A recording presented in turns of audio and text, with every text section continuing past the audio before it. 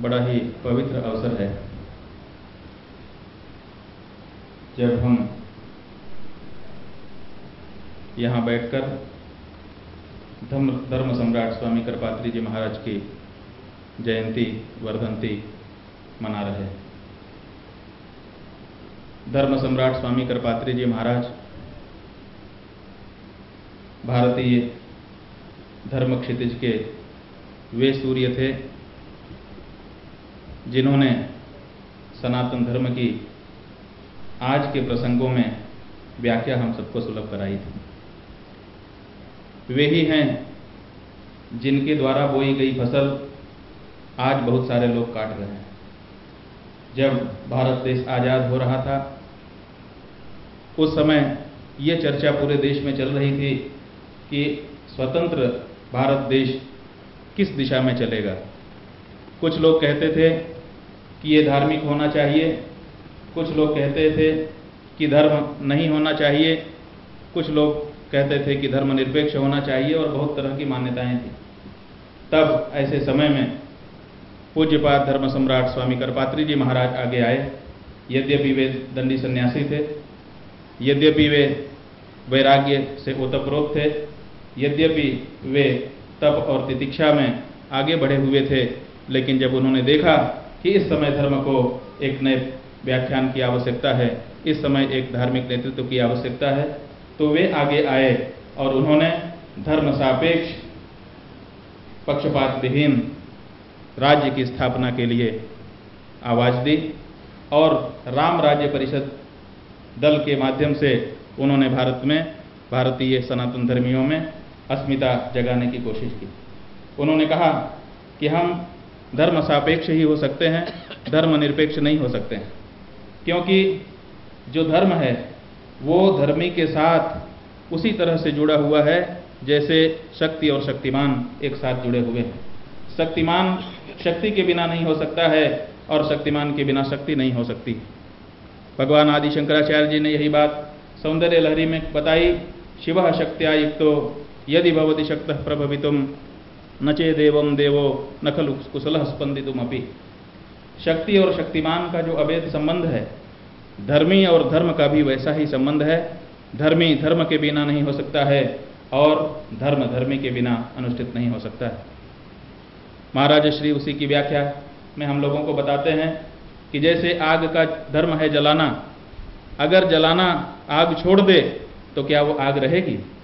निश्चित रूप से वो आग नहीं रहेगी, वो राख हो जाएगी या कोयला हो जाएगी। उसी तरह से व्यक्ति अगर धर्म को छोड़ देगा, धर्मनिरपेक्ष हो जाएगा, तो फिर उसका अस्तित्व नहीं रह सकता है। क्यों? क्योंकि प्राचीन काल से ये कहा गया है, हमारे ऋषियों मनीषियों ने ये व्याख्या की है कि धर्मो धारणात् धर्म इत्याहो, धर्मो रक्षति रक्षितः। धारण करने के कारण ही इसका नाम धर्म है। तो हम तभी अस्तित्ववान हो सकते हैं जब हमारे जीवन में धर्म हो। इस बात का उद्घोष धर्म सम्राट स्वामी करपात्री जी महाराज ने किया और पक्षपात विहीन लेकिन धर्म सापेक्ष राज्य की स्थापना के लिए उन्होंने बहुत कार्य किया। आज बहुत सारे लोग संभवतया उनका स्मरण न करते हों, लेकिन भारत में राम राज्य का उद्घोष करने वाले, भारत में धर्म राज्य का उद्घोष करने वाले वे एकमात्र उस समय के व्यक्तित्व थे।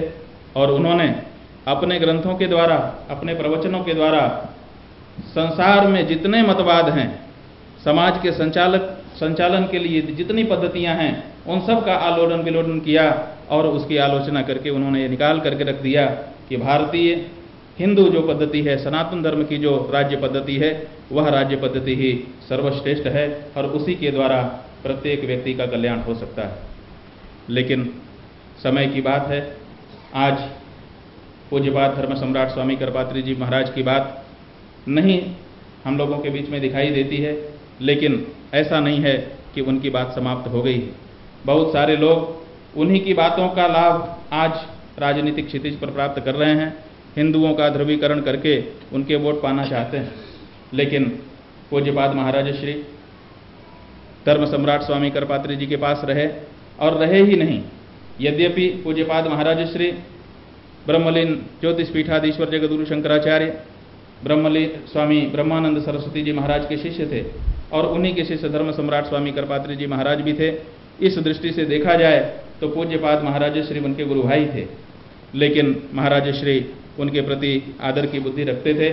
और जैसा कि अभी स्वामी अमृतानंद सरस्वती जी ने आप लोगों को बताया कि जो श्री विद्या की दीक्षा है वो पूज्यपाद महाराज श्री ने धर्म सम्राट स्वामी करपात्री जी महाराज से ही प्राप्त की, और उनके जीवन में ही यह अभेद देखा गया। ये अवसर कभी लोगों के जीवन में आता है जब पता चल जाए कि ये इनके सबसे हृदय के नज़दीक कौन है। ऐसा अवसर करपात्री जी महाराज के जीवन में आया था जब वो ज्योतिष्मति कल्प कर रहे थे।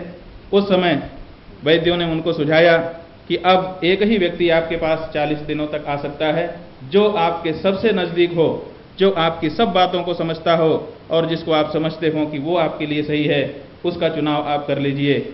अगले 40 दिनों तक जब तक आपका ज्योतिष्मति कल्प चलेगा तब तक कोई दूसरा व्यक्ति आपसे नहीं मिल सकता, नहीं बात कर सकता। आप लोगों को जान करके हर्ष होगा कि धर्म सम्राट स्वामी करपात्री जी महाराज, जिनके समय में लाखों उनके अनुयायी थे, बहुत सारे संत महंत, बहुत सारे विद्वान उनकी सेवा में रहते थे, उन्होंने अगर किसी का चुनाव किया तो वो पूज्यपाद महाराज श्री थे। उन्होंने कहा कि महाराज श्री हमारे पास रहें, और 40 दिनों तक कोई उनको न देख सका, न उनसे चर्चा कर सका, लेकिन पूज्यपाद महाराज श्री प्रतिदिन उनके पास जाते थे और बातें करते थे। पूज्यपाद महाराज श्री ही एकमात्र आज ऐसे विद्यमान व्यक्तित्व हैं जो धर्म सम्राट स्वामी करपात्री जी महाराज द्वारा बताए गए रास्ते को समझते हैं सच्चे अर्थों में और उसको जनता के सामने रख सकते हैं।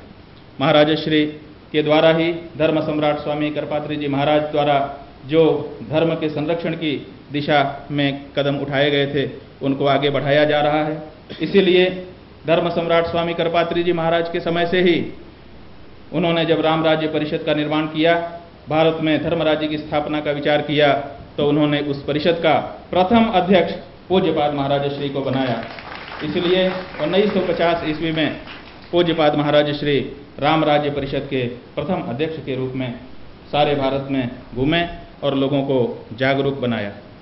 महाराज श्री उनके द्वारा बताए गए रास्ते को आगे बढ़ा रहे हैं। इसके प्रमाण ये हैं कि उन्होंने अपने घोषणा पत्र में यह बात कही थी कि अयोध्या में जो राम जन्मभूमि है उस राम जन्मभूमि में राम जी का मंदिर बनना चाहिए, और इसी तरह अगर कहीं पर किसी मुसलमान की किसी मस्जिद को गिराकर हिंदुओं ने अधिकार कर लिया है तो वो जरूर हम वापस कर देंगे, लेकिन जहां जहां भी मुसलमानों ने हिंदुओं के स्थानों को अधिकृत किया है, उसमें कब्जा जमाया है, उनको चाहिए कि वो हमको वापस कर दें।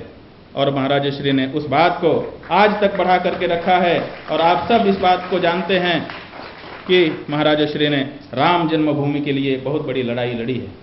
चाहे अयोध्या में जाना हो, चाहे देश में अनेक स्थानों पर भ्रमण करना हो, चाहे राम जन्मभूमि के लिए तथाकथित आंदोलन कर रहे लोगों को का सच जनता के सामने रखना हो, निडर भाव से कभी बिना किसी बात की परवाह किए जो सच बात है उसको महाराज श्री ने सामने रखा, और पूरे देश में एक ऐसी अलख जगाई कि लोगों को सच्चाई का पता चला, और जो लोग छद्म मानसिकता लेकर के राम जन्मभूमि की आड़ में राजनीति करना चाहते थे उन लोगों को पीछे हटना पड़ा। आज भी जब राम जन्मभूमि का वाद न्यायालय में चल रहा है, बहुत सारे लोग गली गली में घूम करके हम राम जन्मभूमि के लिए काम कर रहे हैं, हम राम जन्मभूमि के लिए काम कर रहे हैं, ऐसा उद्घोष कर रहे थे, लेकिन बात तो न्यायालय में थी। आप सब लोग जानते हैं कि लखनऊ कोर्ट में जो इलाहाबाद हाई कोर्ट का बेंच